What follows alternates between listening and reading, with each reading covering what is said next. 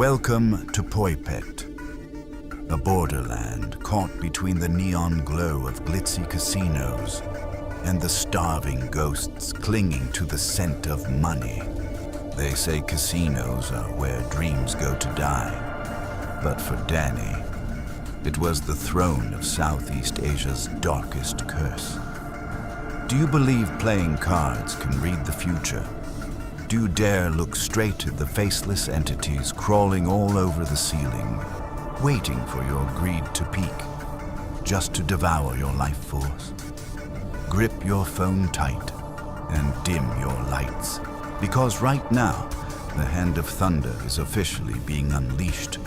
The story begins.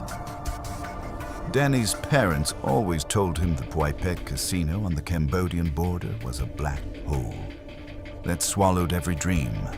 But to Danny, a 19-year-old Asian American kid obsessed with card magic, this place hid a living legend. They called him the Gambler Ghost. His real name was Phlerng.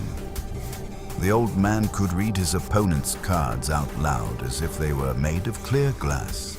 He had never lost.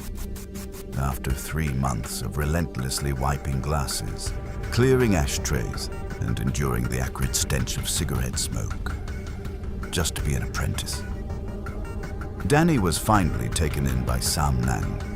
But Phlerng didn't teach him card manipulation or psychological warfare. His secret lay in a place much darker.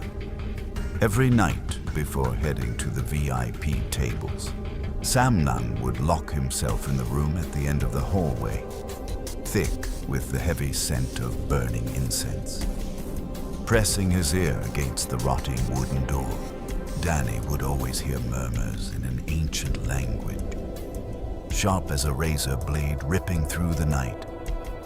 Peering through the keyhole, he shuddered to see his master reaching into a pitch-black ceramic jar, caressing something deformed and curled up. "Master, what's in the jar?" Danny asked, after a massive win of hundreds of thousands of dollars.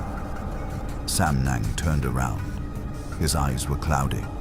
His pupils shrunk to the size of peas, pinning Danny with a cold stare. "You're not old enough to control it, Danny. The price is too high for a kid raised on pizza and social media like you. When the time comes, it will choose its own host."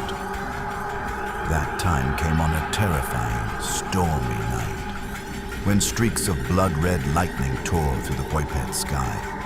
Phlerng was coughing violently, his body emaciated.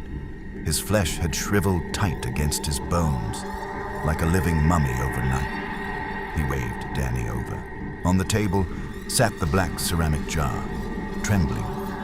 Phlerng opened the lid. Inside were no ashes. It was a charred, shriveled human hand, its 5 fingers curled up, sharp as a demon's claws. "This is Krasae, Phlerng," Phlerng whispered, his voice as hoarse as gravel scraping together. "The hand of a man struck dead by lightning on a blood moon. Whoever possesses it and chants the conjuring spell will see the pretas, the starving ghosts, standing right behind the gamblers." Danny swallowed hard, his heart pounding like a war drum. "Casinos aren't a place where man plays against man, Danny," Phlerng sneered, revealing a mouth of blackened teeth. "The losers who commit suicide here, their souls are chained.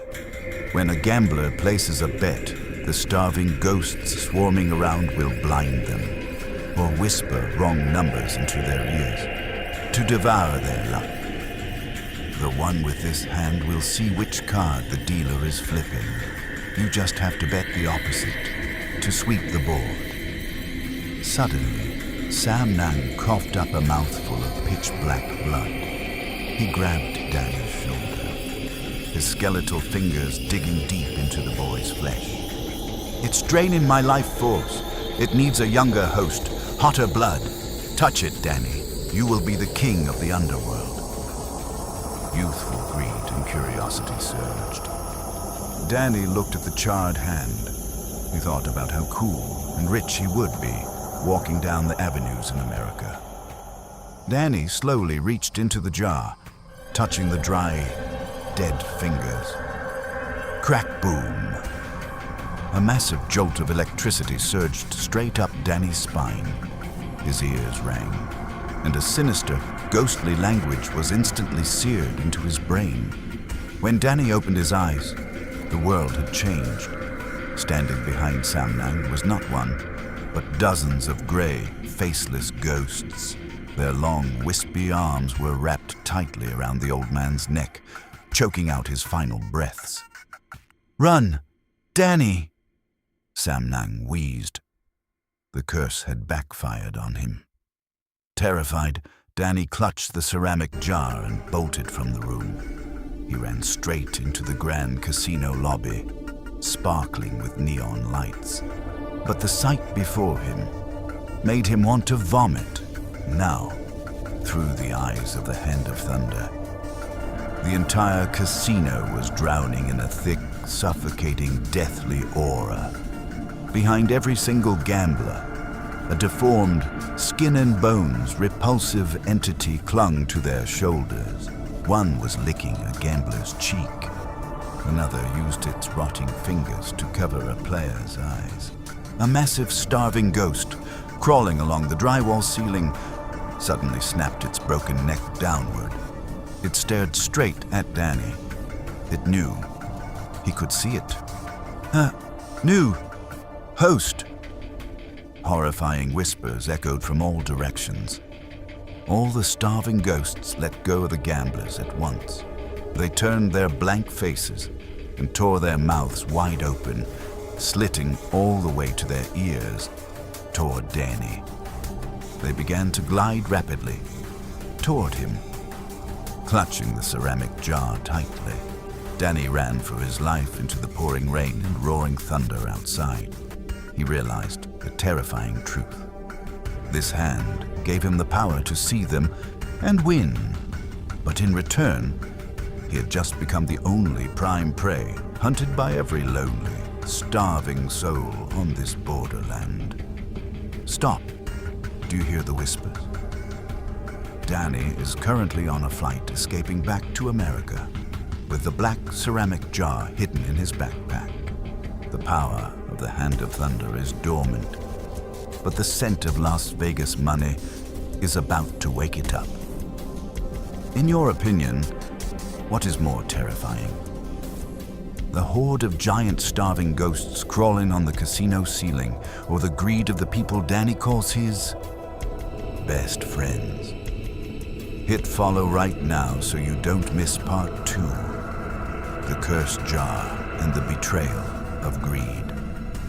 The night of terror at the Penthouse Hotel has officially begun. The hunt is only just getting started.